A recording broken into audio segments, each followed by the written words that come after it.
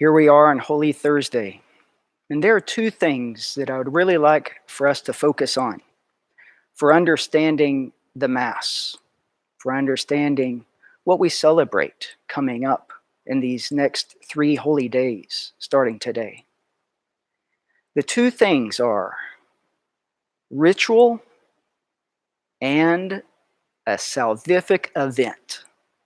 Ritual and salvific event. Now we've got to go all the way back to the Old Testament, and we're going to talk about Moses. He's in Egypt with the Israelites. They are slaves, and God commands them to do something. It's actual a ritual that God instituted for the Jewish people, for the Israelites.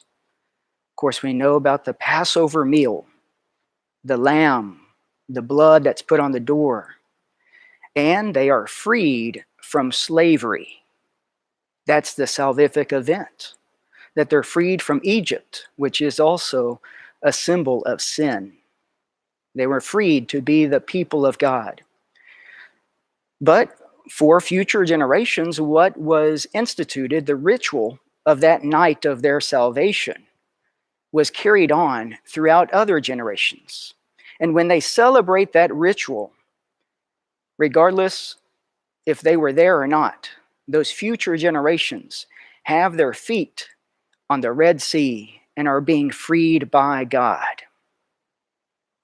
So now we come to Jesus in the Last Supper, which he's celebrating that ritual which God commanded Moses to do. And Jesus is fulfilling what is in the Old Testament, because he's not just freeing us from slavery, a human slavery. He's freeing us from slavery to sin, slavery from death, the result of sin. And Jesus institutes this ritual at the Last Supper. He says, "Do this in memory of me." He's commanding us to do something. So that's the ritual that he institutes. What's the salvific event? It's the crucifixion of Jesus on the cross. So when we celebrate this ritual, even though it's 2020 years, well, I can't do the math because he died when he's 33, so you do the math. Over 2,000 years ago, when we celebrate this ritual that's 2,000 years old, we enter mystically into the one salvific event of his crucifixion